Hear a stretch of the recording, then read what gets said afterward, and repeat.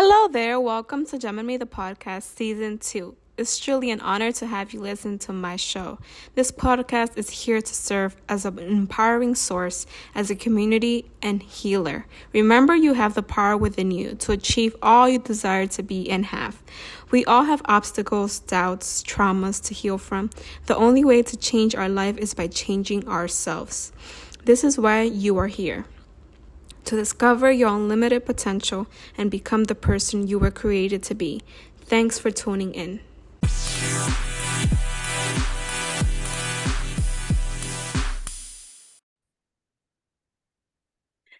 Hello, everyone. Thank you so much for being here. Gem and Me, the podcast. Today we have an amazing human, amazing soul, Flamini-Santiago. It's truly an honor, right, to have you here, not because we have the same name, because it was crazy. I feel like how we met.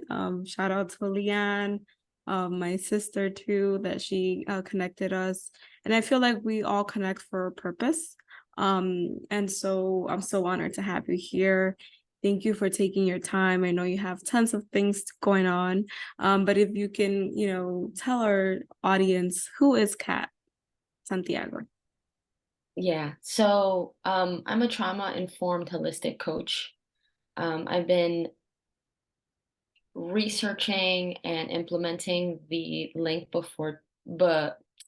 between trauma and like our body mind connection for a while. And at first I started doing fitness, but then I really implemented the trauma just because of my own story and my own personal experiences. I really love to combine the two because they have so much to do with each other. And some people in the fitness industry don't see that yet. But once you start unpacking trauma and how that affects, your weight or your self-love, your confidence, your motivation, all those things, you start seeing how, what a combination that they really are and what a connection that they have together. So that's what I've been doing, how I've been helping people as a coach on my journey. And yeah. That's beautiful. That's deep, what you just said, because I just thought of like my own journey and fitness and like trying to, lose weight. And it's like when you see pictures, from 10 years ago, you're like, oh, and I thought I was fat.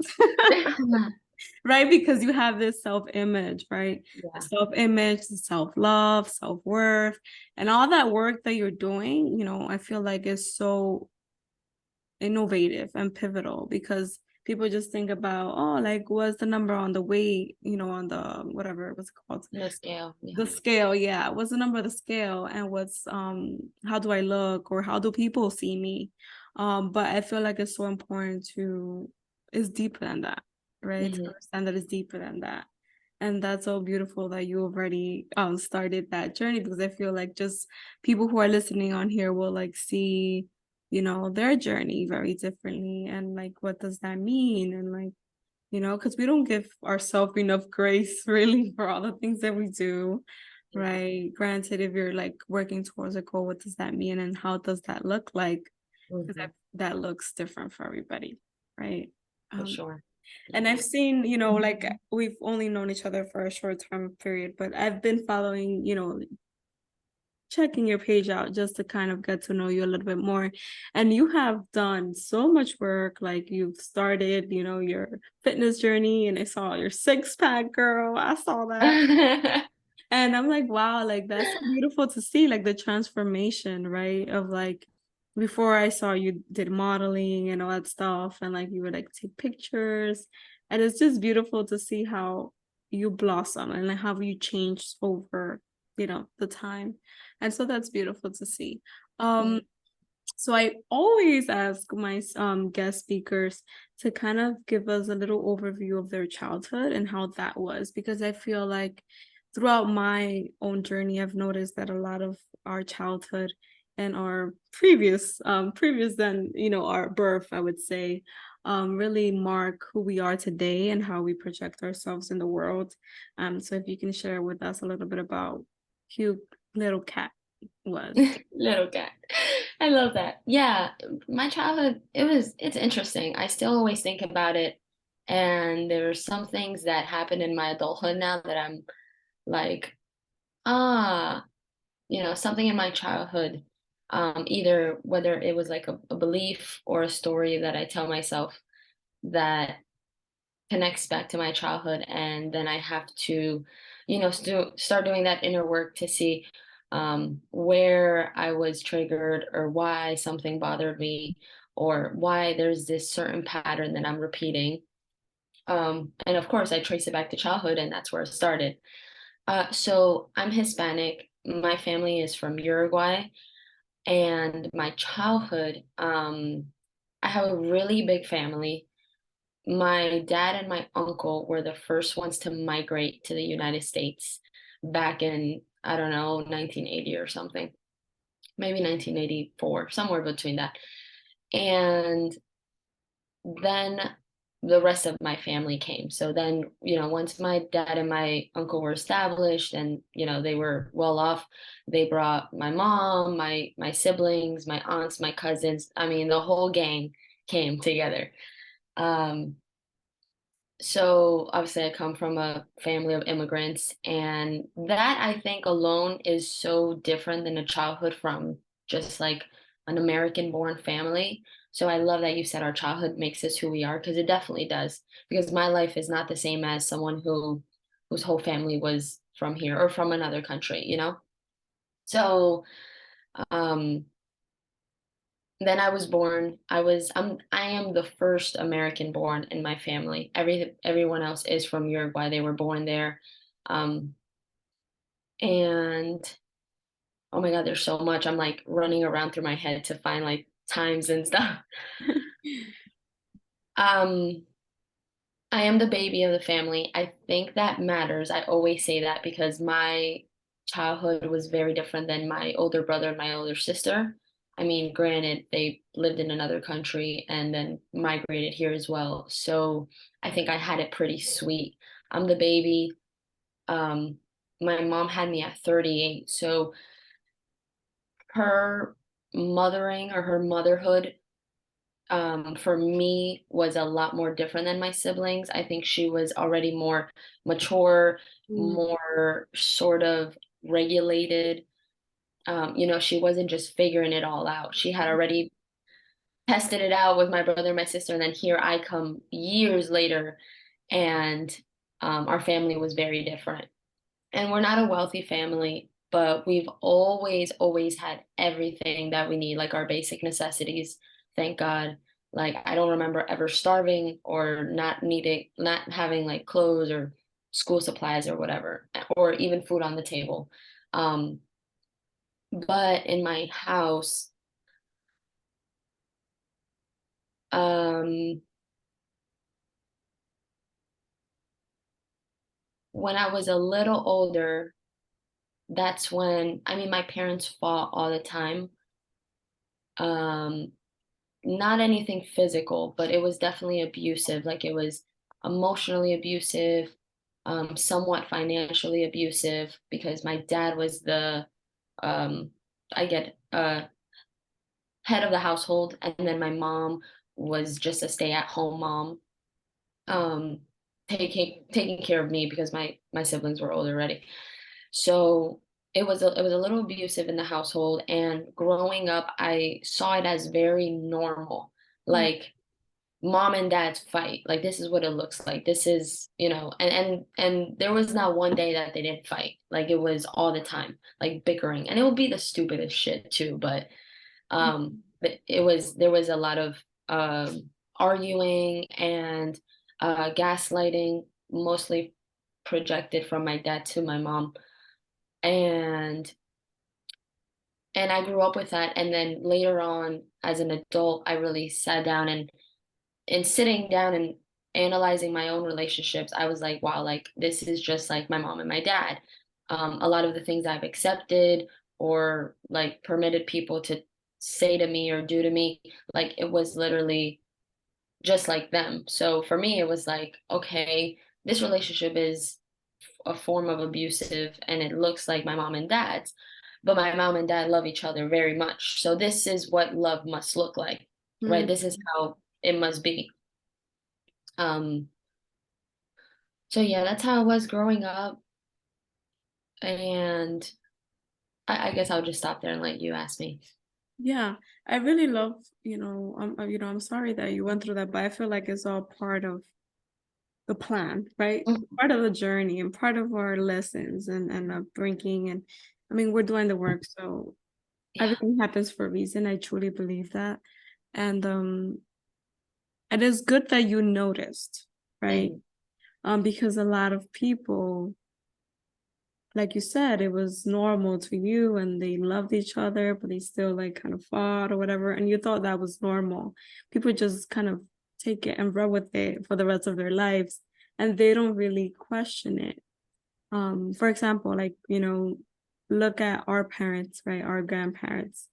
For them, they settled because they didn't know any better or they didn't know that they, like you said, that it's not normal. Like it's not healthy. You're not supposed to settle for that. Um, and it takes our generation to kind of switch the narrative and be like, no, like I'm more than this, I'm not gonna take this from no one, right? Mhm. And you fight or you really stand with your value of who you are. Because a lot of that there's a lot of trauma in art, I would say Hispanics overall, like not just maybe Dominicans, right? My family's from Dominican Republic or from Uruguay, but like overall of like this machismo or right, that maybe women have no say or they have to do what, the breadwinner or the man of the house says. And there's a lot, I mean, Yeah. overall in American history too. But still it's a lot to like fight and be like, no, like, I'm deserving of it all and believing it, like even to ourselves, giving that ourselves that love and respect and value, right? That we don't see that people are giving around, right? So it's a lot of work. So I'm so happy that you're doing the work and you're showing, the fruits to others, that follow you, to your clients, to me, right? That I'm like seeing you blossom. And it really helps, right? To like have this conversation because not a lot of people are, um, Right. especially in our culture. Um, and that kind of really unpacks my next question. Um, I mean, I would like to hear from you a little bit more of like that actual concept. Like, how do you think that our culture and, our heritage and our family, right? Like in your family overall, like how that really impacted, your trauma and your beliefs, I would say, like now, right? Like, yeah, we're adults now, we're aware that that's wrong. But like before, it was like you said, it was normal. So, like, what other things apart from obviously your relationship, like your parents' relationship, what other things you think that have contributed to that belief that we have to break? Another big one would be financially wise. I feel that in our culture, our parents had to work so hard for what they have. Mm, And like obviously we all do and hard work. Um, I don't know, it's inevitable if you want to just get ahead in life, right. when you want to grow, you need to work hard. But I feel that there's this generational chain that we have to work harder than other people to make a massive amount of money or just be wealthy. And Mm, I'll unpack that because what I've seen is you have families that are born into like legacies or they're born into rich families and then it just keeps going like generationally. Like there's not one person that says, I'm gonna be a mechanic and just get 30,000 a year. mhm, Like they all are born into this belief like we're rich, we're wealthy mm, people, we're staying like that. And then in the Hispanic culture, it's like, okay, let's go to another country, let's chase this American dream. Um, but their American dream is like bullshit Mm-hmm. because they come and they work so hard, like harder than the average because they think time translates into money. And like what do rich people always say? I make my money work for me so I can gain more time. Mm-hmm. Right? So it's like opposite thinking that I did this um money mindset course that really opened my eyes to it. And the one that hosted it was Latina, and she spoke a lot about that. Like Latinos always stay in like a broke or like complacent mindset when it comes to money. And that's like a narrative or a story that we can change. Like, why can't we make 100 grand a year um, and not have to work like freaking 80 hours a week, you know? Yeah. Like other people do. So that was just it was interesting, and that's what I think I adopted from my parents because well, my mom was a stay-at-home mom, and then my dad is self-employed and he fixes windows or glass for cars. So like labor, if he doesn't work, he doesn't make money. So I grew up with that, and I love the entrepreneurship that I've learned from him. So that piece is really special to me. I think it's a huge gift, but he's like now knowing everything I know about making money in the world, now I see him as just like I wanted to say a slave. That's not really like the word I want to use, but it's the only one coming up. Like just like too much labor when he has like so many other talents that he could have ran with to make more money, but he's so stuck in that, no, this is what I'm going to do forever because Mm-hmm. this is what I was taught Mm-hmm. and this is how I'm going to survive. So they don't think about thriving, they just think about surviving. They stay in this survival mode, and it's like you can achieve so much more. But again, there's stories that come from yay back when. I mean, my grandpa's a veteran. Well, he died, but he was a veteran. So, war stories, all the things they grew up with, which, moved down the ladder onto us. Mm-hmm. And then I'm pretty much the first one in my family to like cut it off, and I'm like, no, I don't want to live that way. There's so much more to life, and I want to like change the story and create a different life for myself. I love that. That's so beautiful. And it's a responsibility, right? But it's also very hard. Very hard work because it's like you're going against the beliefs and the values that your family has. So they're gonna Right. come and be like, oh, like why are you doing this? Or why are you acting that way? Or why are you doing that and the other?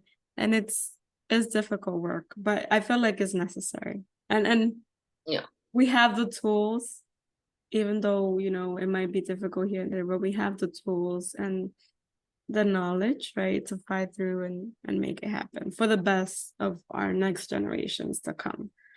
So that's truly and I love that you mentioned the money mindset, because that's also like how you have, right, kind of transition into coaching now, and you're doing trauma work, which is truly, truly important. Like, I love that work that you're doing because, especially when you start talking about gut health, like, I'm like, please tell me more. Like, I want to know more about that.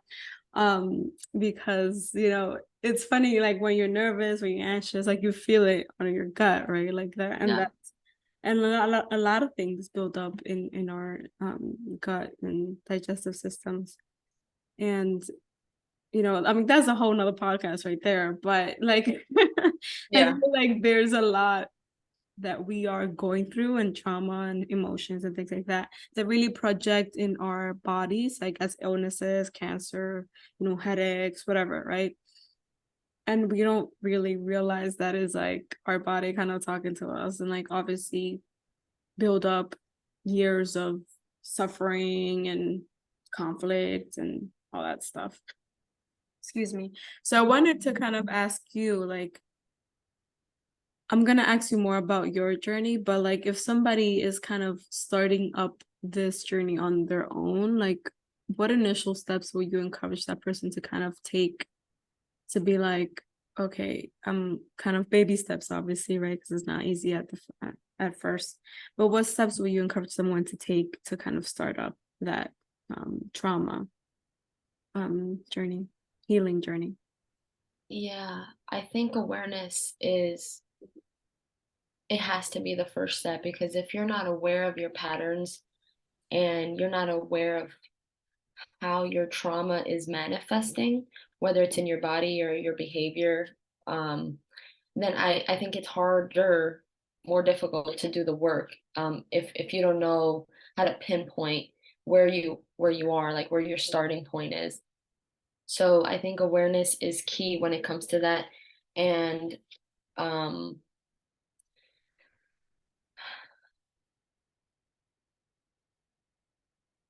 I so there's like a myth that I think people have, and it's like when it comes to trauma work, I think people try to avoid their triggers, or I guess try to bypass it. Like, oh, they know what their triggers may be. So, like, oh, I already know that this gives me anxiety, or, that makes me angry. But I realized and I've learned on my journey that confronting those triggers or actually like letting them happen is actually what helps our nervous system regulate and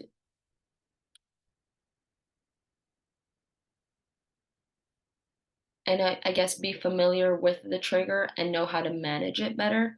Because if you avoid it, then you're gonna just avoid it for the rest of your life.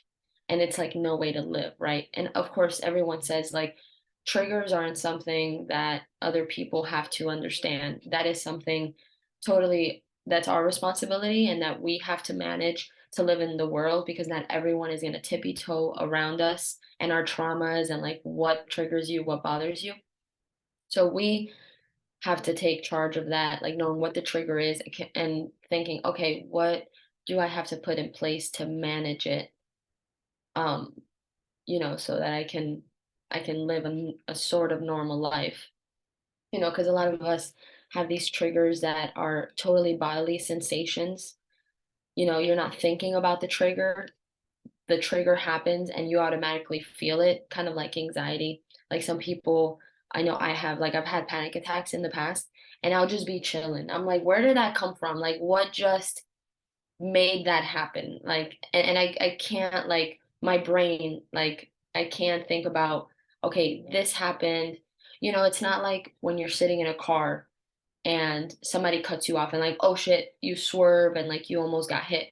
Of course, your brain can put the story to what just happened. Like, okay, I just got hit. I just almost hit a car. That's why I'm freaking out, right? That's why I'm sweating. That's why my heart's beating out my chest.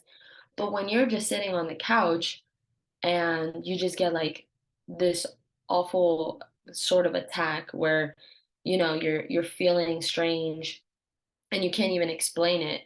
I think that's where really like the mental health aspect and trauma and gut health or like the gut mind connection come into play because now you have to manage it, but you don't even know what caused it, right? So it can happen at any time. So I think having awareness, um, really understanding what causes things to happen and catching those patterns so that you can like just not even judge yourself or try to fix yourself, just like notice it, acknowledge it, and be like, okay, so that's what happens to me.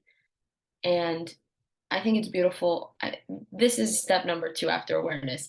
Really honoring your body for those survival like tactics or coping mechanisms that we have because they're really hard to understand and sometimes they seem so stupid, like, oh, my body did that to survive. That makes no sense. Why would I dissociate and forget everything?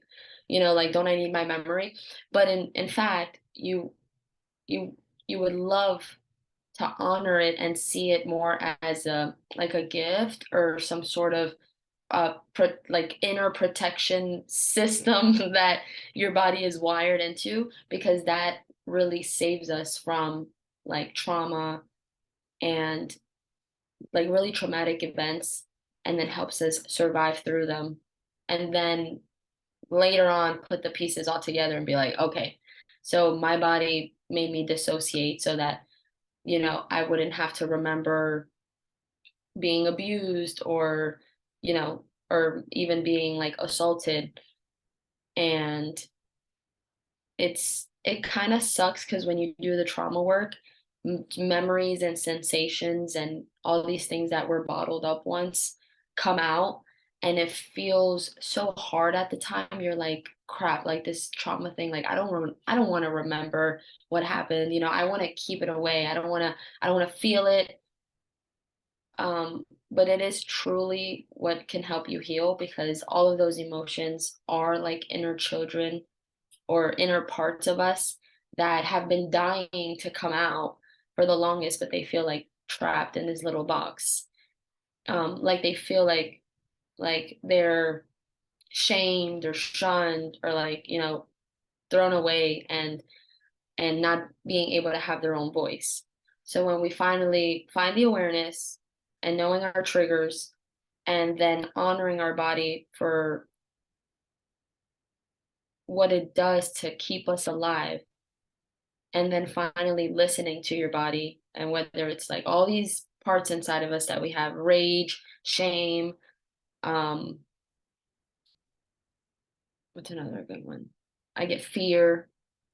Then we can listen to all of them, and really truly find out, like, where does your fear come, where does your shame come, because usually in like survivors from trauma, we build up a lot of shame and um fear, obviously, of what happened to us. And then we finally start doing the work and seeing the growth when we accept everything. Thank you for that. That was very helpful. I was actually taking notes. Because I've been doing the work, I would say, but most of like I feel like there's cycles. Like we kind of get a block, um, and then we're like we have to kind of start again. Another thing comes up, another emotion comes up, or another trigger comes up. It's kind of starting the cycle all over again. So I truly appreciate this that you share with us. And one of my questions, you kind of touch upon it in your last statement, was about your traumas and how that kind of bubbled up and started, right? Um, Mhm. what would you can share as much and as little as you want, of course, however you feel comfortable, like, but what happened to you, or like what life circumstances have you endured or like overcome that kind of brought you to this traumas, work, so our listeners kind of understand and know, maybe they've gone through it, or they know your journey of like why you're doing this work now, like something must have happened, that kind of brought you to the space now that you're working on trauma. Yeah, I'd love to share. I don't mind at all. So, a few things. It definitely stemmed in childhood, with my parents, like the abuse in the household, for sure. And that was basically like my representation of love. And I mean, everything else. I mean, respect, love, communication, right? So that was really my front line, where I learned it from. So obviously, when I got out into the world, um, I guess that was my belief of what love really was, and what it looked like, and how it was, right? So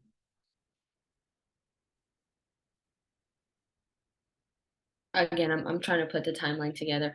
Okay, so let me talk about this first, just because I'm going in order from my age.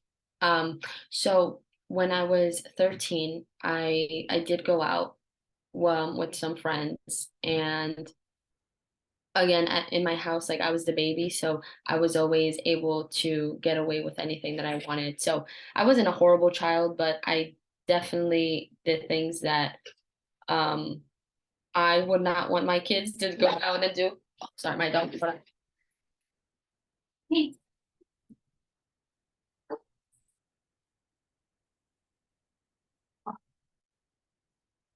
Um, so yeah, things that I didn't want my kids to do. I feel like I grew up really fast.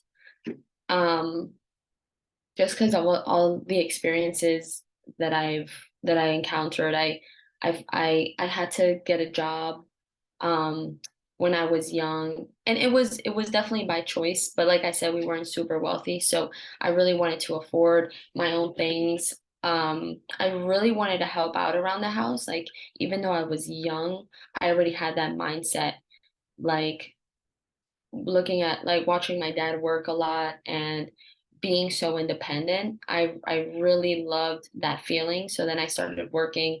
So that's why I say, like, I feel like I grew up too fast.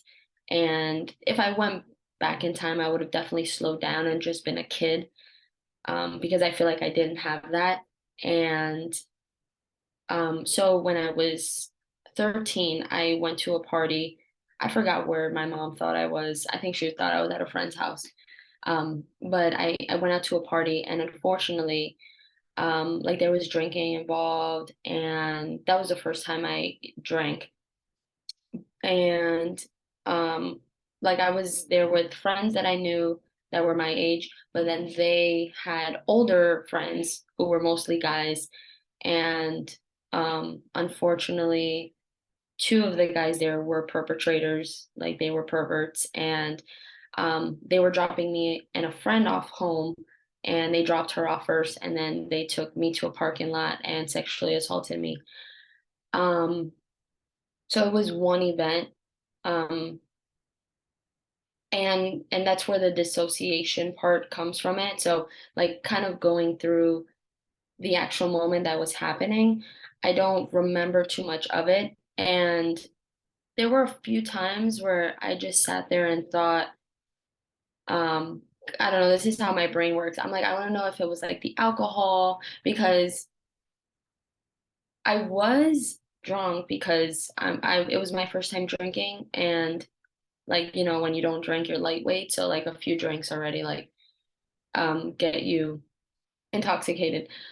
But when I realized, like, I felt it in my body being in that car, that something was weird and off. Like, I already had got the vibe. I kind of like, when you're drunk or high and, like, you see your parents and, like, you fucking, like, wake the fuck up. You're like, yes, I'm good. Or like a cop. That's how I was, right? I felt like something was really weird, and I was already kind of panicking inside. I was like, shit, I don't know what's about to go down. And, like, yeah, I'm a little intoxicated, but I was pretty aware of what was happening. Unfortunately, it happened anyway because my body, like, completely shut down when it was happening, and there was nothing that I can, like, physically do. Like, sometimes I used to blame myself, like maybe I could have ran away or tried to run away or something.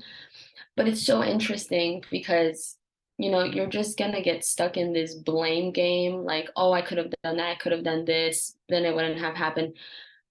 But, like, it's already in the past, and learning about the nervous system down the line, I was like, okay, we know that we have a dorsal vagal function within our bodies that move us into shutdown. So if you ever see animals, like if you ever watch Animal Planet or even have animals, like wild animals, um, when, like, for example, let's say a lion is chasing a zebra, the animal will either fight or flight, which is our sympathetic nervous system, or it will move into shutdown, which is dorsal vagal, and play dead, like literally, like, freeze up, like you would think it's dead.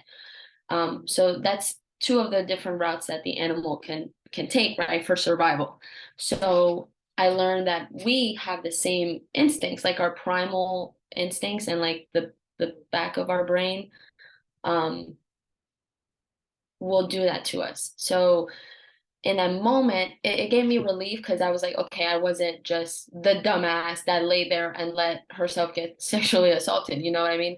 Because I felt so stupid for like years. And I was like, okay, so my body actually shut down and dissociated so that it wouldn't be as painful. I mean, it was still painful, but I feel like it would have been more painful if I didn't have like that, those mechanisms.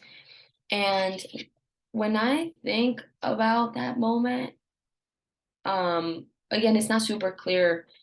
Like I can't even I have such a big loss from what was happening like in between like the assault and whatever. I can kind of remember the beginning and then I can kind of remember the end. But there's like this huge gap.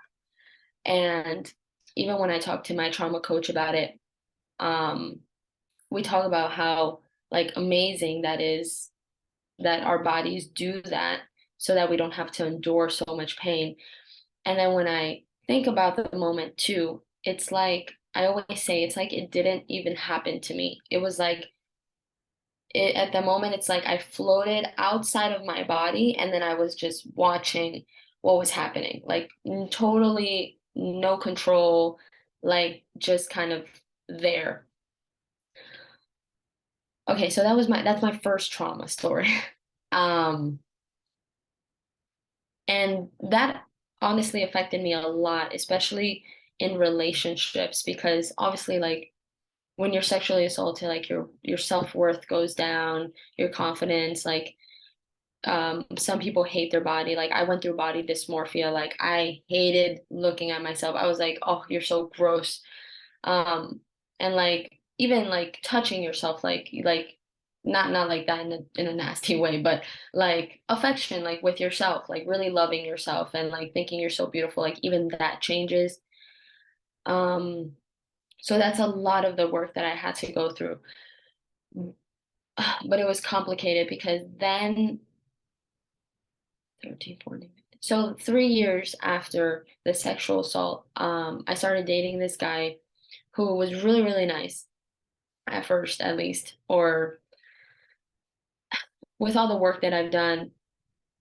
I do a lot of parts work, so I've been reading this book. It's called No Bad Parts. It's really interesting, but it's funny because it goes against some of the beliefs that I believe. So, like, I want to say a certain thing about people, and it's like, oh, but the no bad parts and like their inner work and their inner children. And it sucks because you're like, no, I don't want to feel bad for them. I don't want to have sympathy.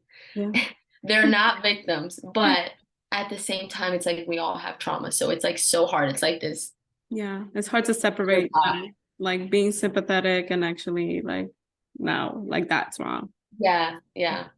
Um, but that's what I was gonna say. Like this boyfriend that I had at the time, a lot of trauma himself.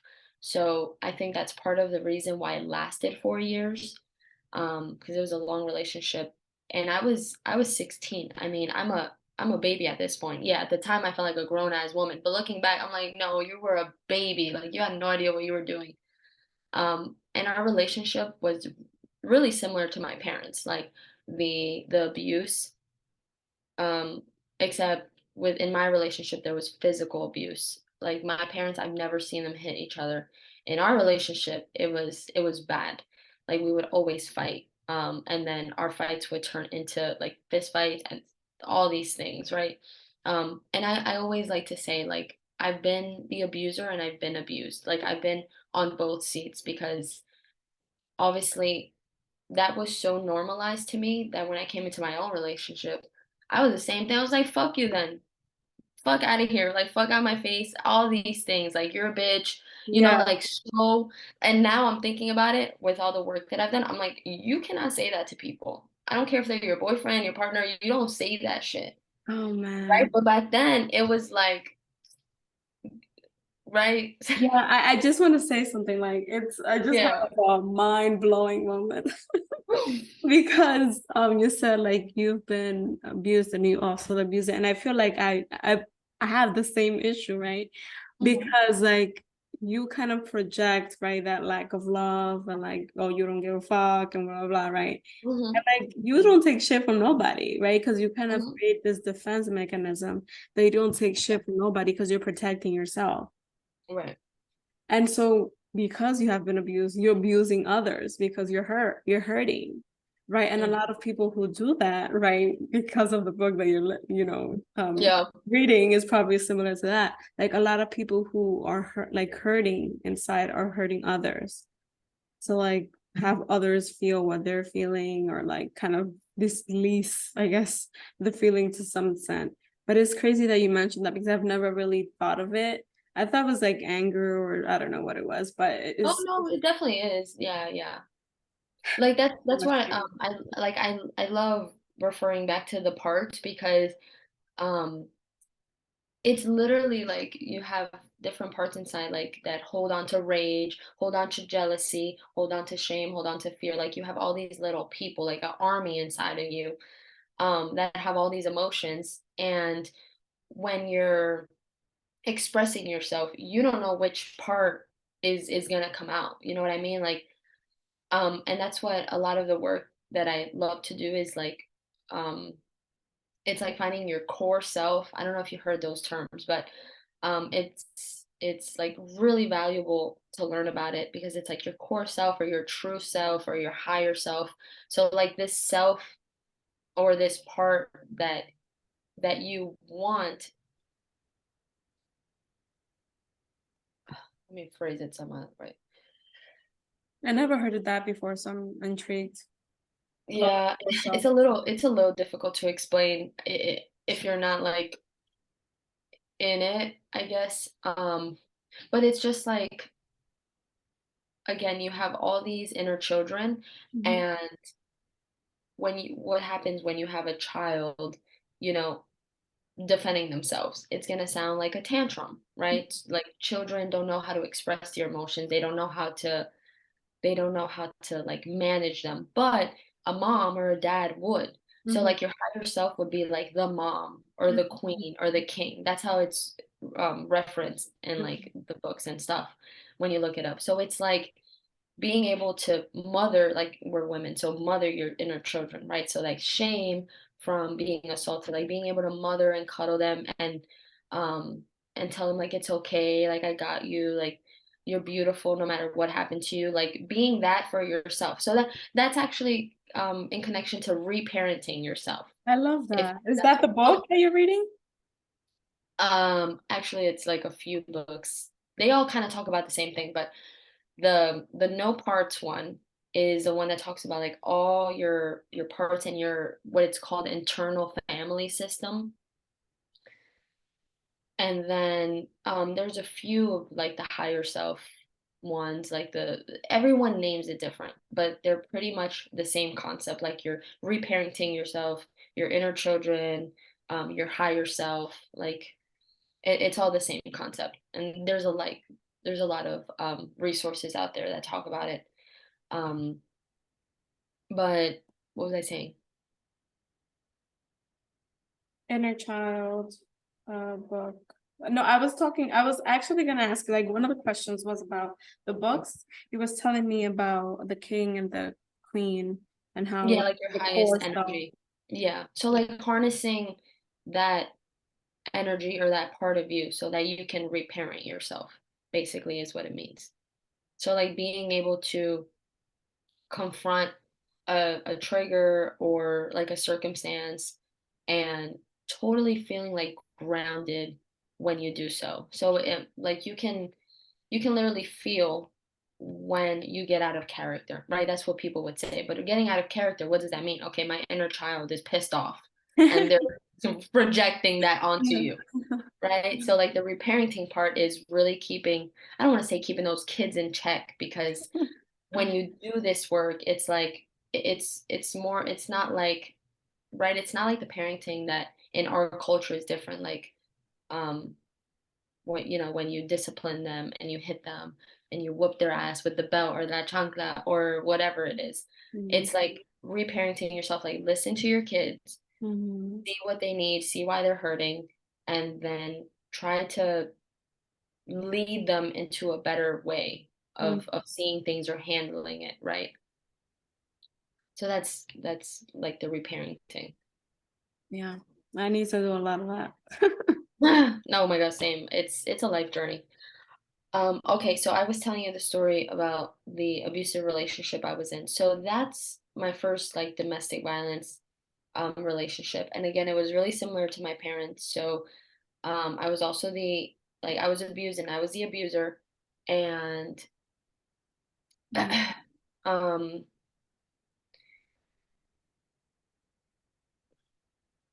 that's when I really wanted to work with, let me rephrase that. That's really what moved me into working with trauma because the sexual assault like story or like my past like is significant, like it was like pretty horrible enough to like destroy my mental health. But then in this relationship it was ongoing. I think that was the difference. So the first one was like a one-time event that kind of that affected me all across the board, and then this relationship with the domestic violence, it was ongoing. mhm, And it was like I love this what would you call it, analogy. um they always say like domestic violence or being in an abusive relationship is like always coming home to a bear. mm, So again, this is like more referring to the nervous system. So when you're in the forest, right, you're just walking through and then you see a bear, your body moves into like a fight or flight, right? So you're trying to survive. So you see the bear, you're either going to run away from the bear or you're just going to sit there and play dead. So that feeling that you have when you see the bear, like obviously your heart is, um, beating so fast, your eyes are pupillating, your blood is rushing, and like it feels awful, right? Like you don't know in that moment, like, am I about to die? So that feeling right there mm, that you see with the bear is the same as when you see like an abusive partner.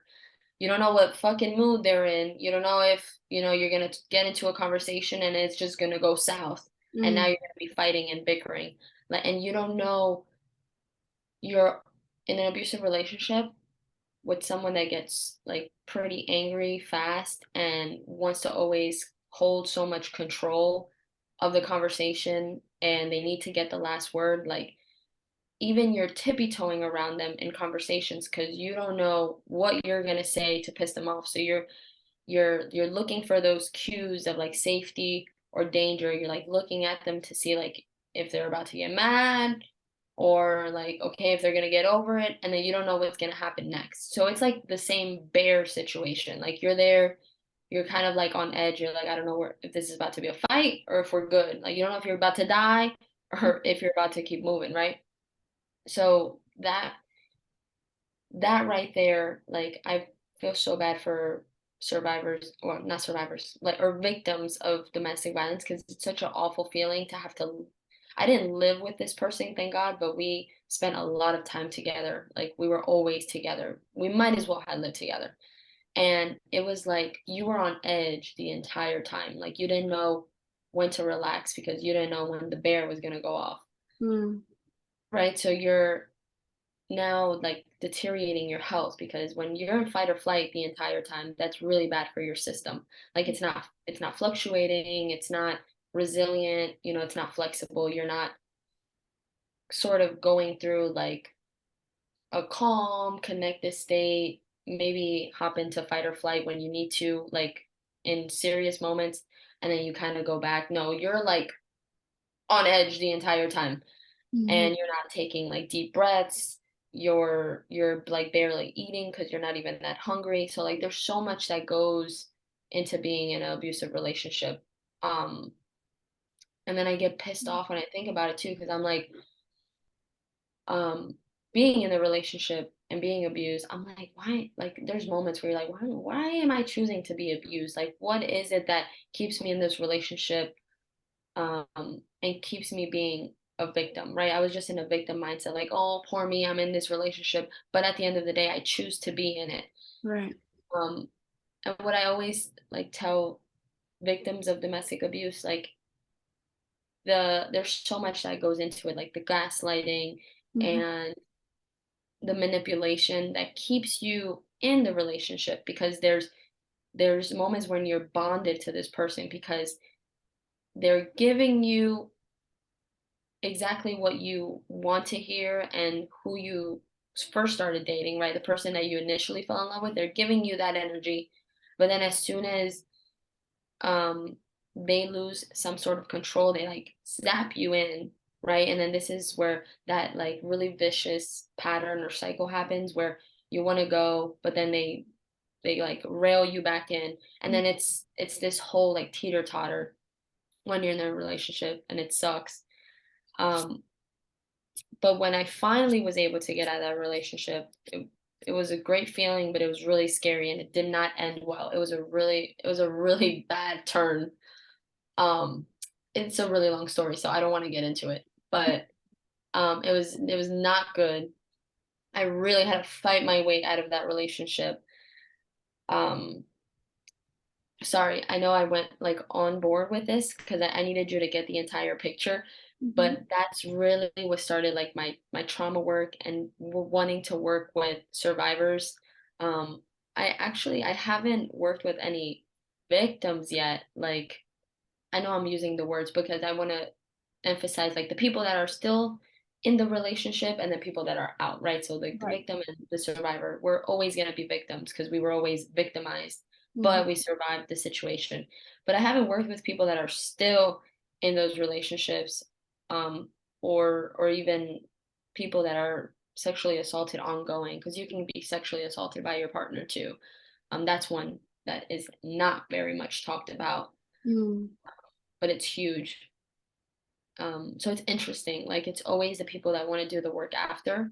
Mm-hmm. And when I once I sat and I'm like, I wonder why like people in those relationships um like aren't asking for help. And then I had to sit with myself and be like, okay, try to remember how you felt and how you were in those relationships. I wasn't asking for help either. Like Mm-hmm. I was in a sort of way, but I hated when people told me, like my friends would, they'll be like, oh, that relationship isn't good for you, oh, like you're gonna get yourself killed, oh, this and that. And like I already knew that, like it's these things that we already know, Mm-hmm. but we kind of have to find our own way through, because as much as advice as people give you, like they probably won't even take their own advice in their own situation. You know what I mean? They have no idea what the actual situation is. They're looking at it from an outer perspective, but they have no idea like truly what it is.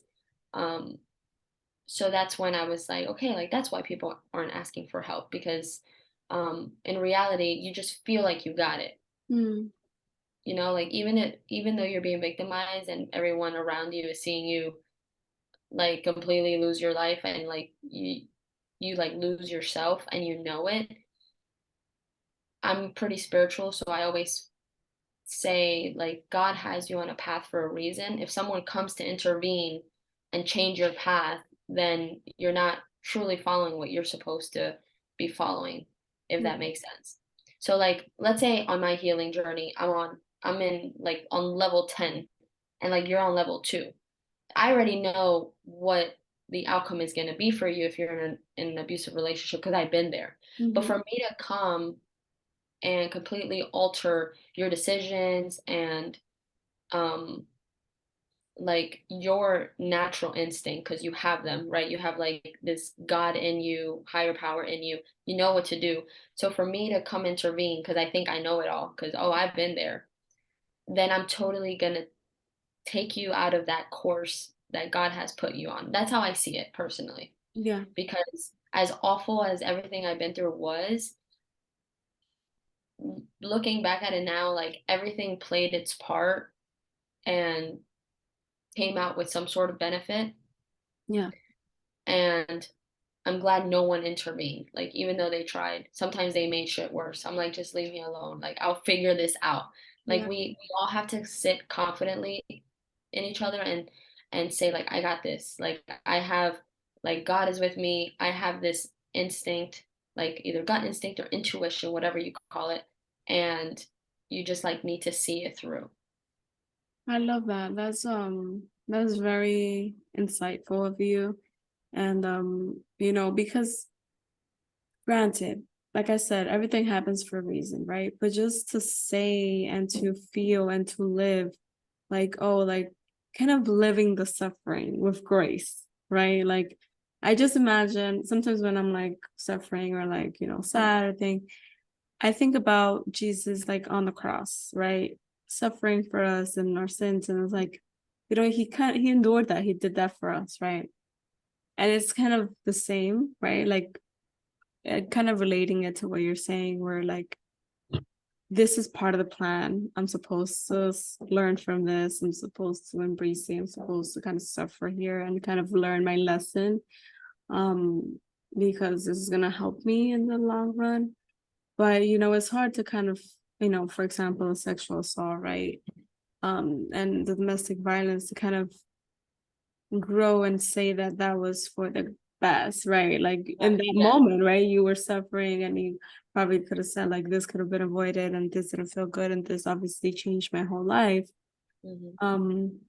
But being in a space where you're like, oh, like, yeah, it was horrible, but I kind of had to go through that to like be here. Um, that's not like I would say a soft pill to swallow if sometimes, right? Mhm. Um, because there's still like stuff that we're trying to heal from those things. Yeah. And this is one thing, like again, I'm a believer of God and Jesus Christ myself. And I always see on social media, or even people have told me like, how do you believe in God if he made you go through all of that? And I'm like, why are we blaming God? Like, does the devil take no part in this? Mm-hmm. Like we always blame God. Like, why didn't he save the day? Why didn't he do that? The enemy is real. And as soon as you open your eyes in the morning, he's out to get you. That's truly what I believe. Like, he's always gonna be putting these like banana peels in your path so you can slip. Yeah. And then if on your spiritual journey, if you're I don't like to use the word weak because I believe we're all strong, but if you're more like Horrible. gullible, yeah, it's a good word. Or you're not really like planted or grounded in God's word, Mm-hmm. um, then you're gonna believe everything the enemy tells you. And then he's doing that on purpose so you can blame God, right? Mm-hmm. Like, what's his objective? For you to hate God, for you not to believe that he's there, so that you can go, this way instead of this way. And that's something my parents always told me. Like, when I would be doing things that they know are not right, they'll be like, siempre dicen, hay dos caminos en la vida, el bueno y el malo. You choose. Like God gives us free will, Mm-hmm. right? Like obviously He's there for us when we beg, when we ask, when we pray, but He gives us options. Like you can either go that way or this way. And then if we choose the left and that's not the best way, then we need to go through it. And then obviously once you realize that's not the right way, God, please help me, please forgive me, like get me out of this shit. I don't know how I got here, Yeah. right? And then he's gonna come save the day. But he wants you to experience that for yourself so you know how to make better decisions and choices the next time. So I never thought God punished me for my decisions. Like I was so young. And I always say, if I was at a party and there were no perpetrators in the room, I wouldn't have gotten sexually assaulted. Mm-hmm. Right? So it's not my decision that Right. I got assaulted. It's there were fucking rapists in the room, Mm-hmm. like plain and simple. And they were guided by the enemy.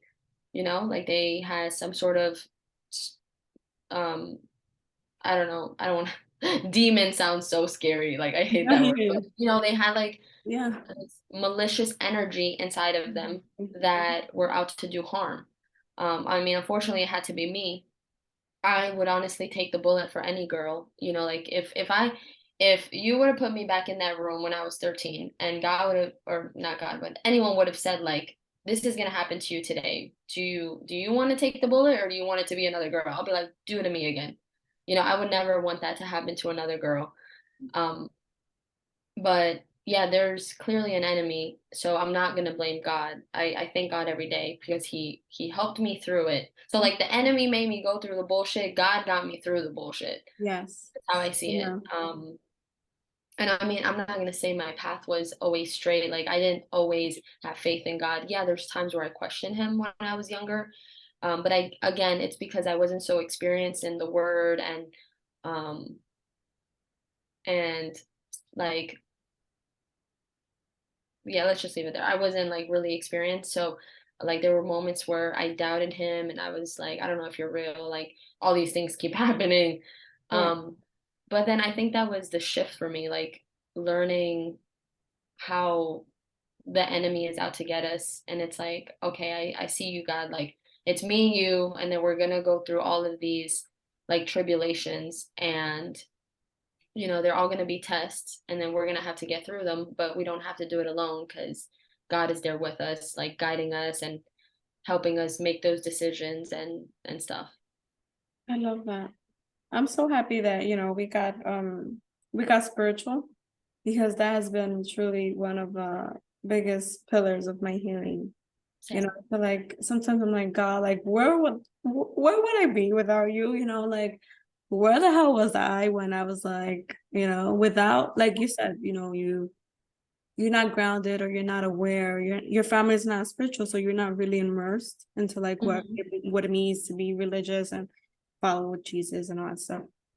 So like as an adult, I chose that, right? And obviously he found me and I'm on this path. But before, I'm like, what? I was so empty. I was so lost. I was so like just, I don't like to use the term broken, but like, yeah, Yeah.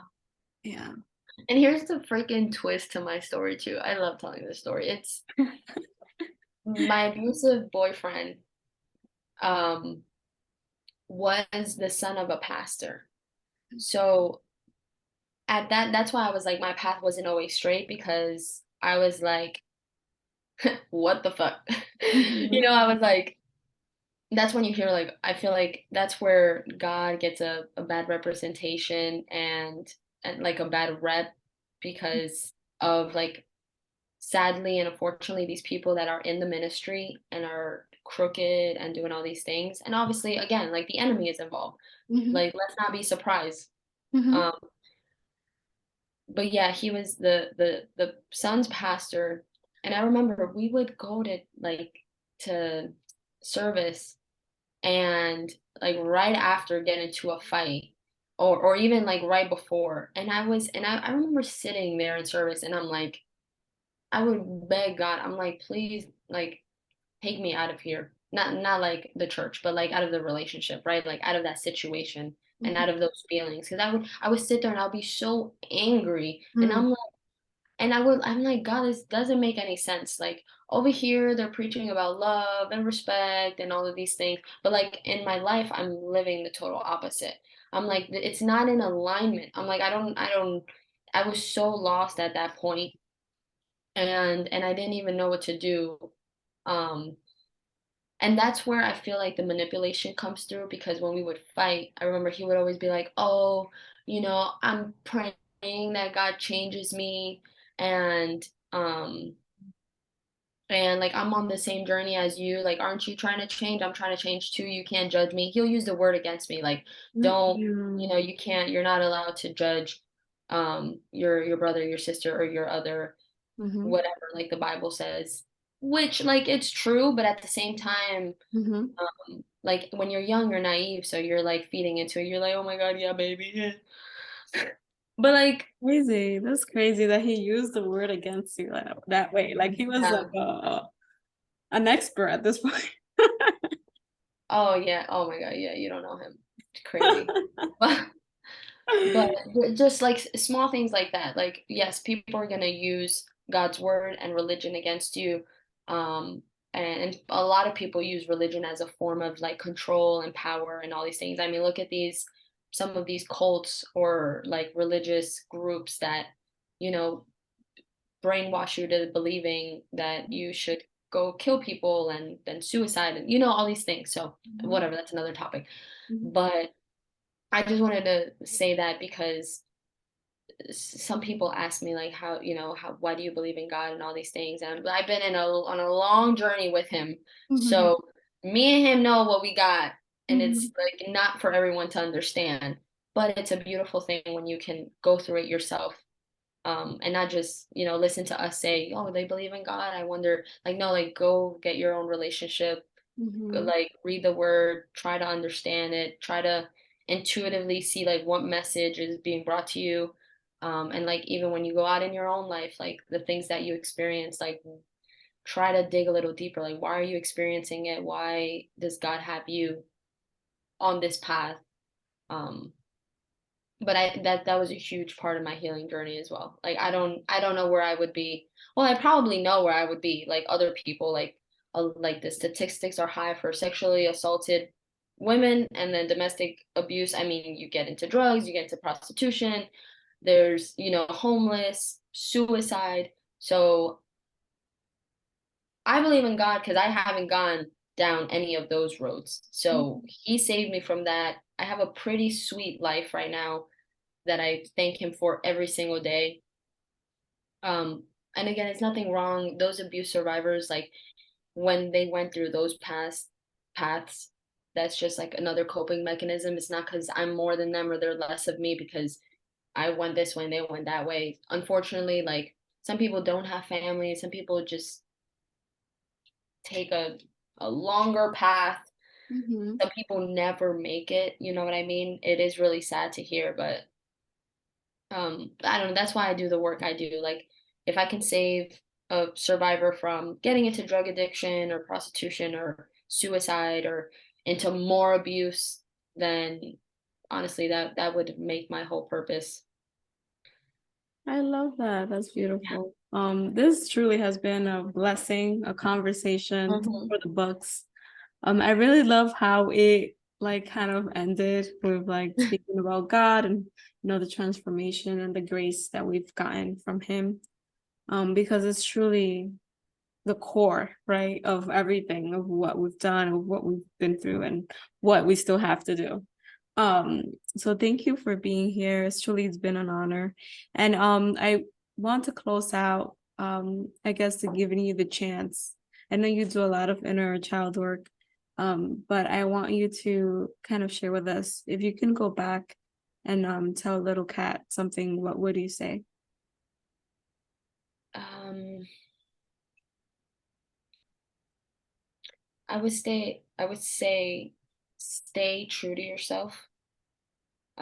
Just because little cat was always trying to please everyone and she was trying to find her character, and like her personality,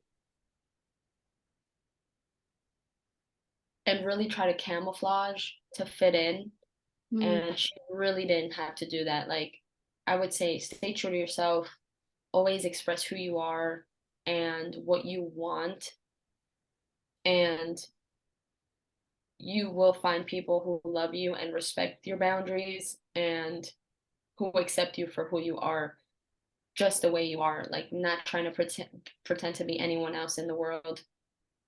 Mhm. I love that. That's really resonates. That's beautiful. Thank you again for being here. And I wanted to give you the chance to, I mean, I'll share in the show notes as well for our listeners to follow you and find you. I'm sure they would love to learn more about you and the work that you're doing. But where could our audience find you? Yeah, so on Instagram and TikTok, I'm holistics with cat. um I do Facebook. It would just be my name, Catherine Flamini-Santiago. And yeah, that's all I use. Okay, yeah. Awesome. Well, thank you again, Catherine, for being here. It's truly an honor, and you're always welcome here to Gemini the podcast. Thank you all for listening.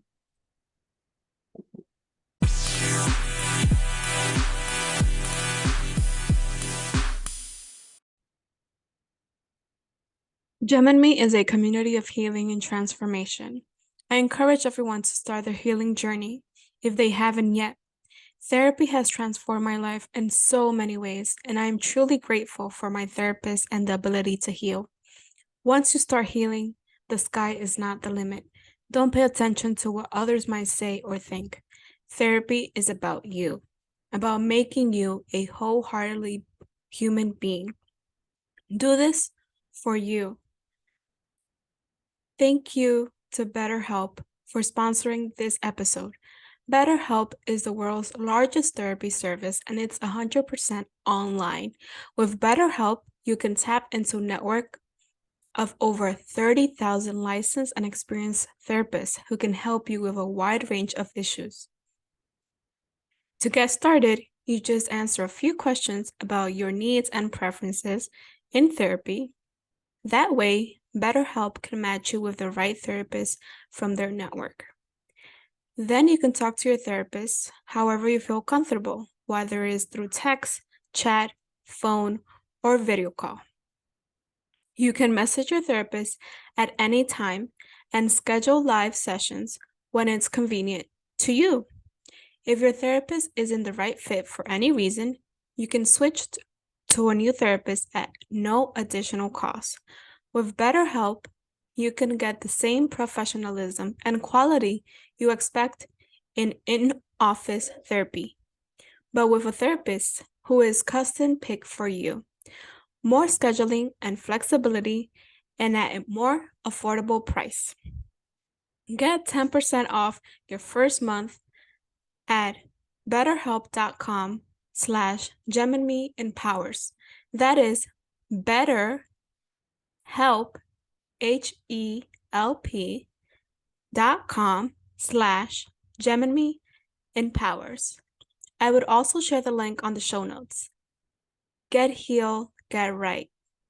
Thank you.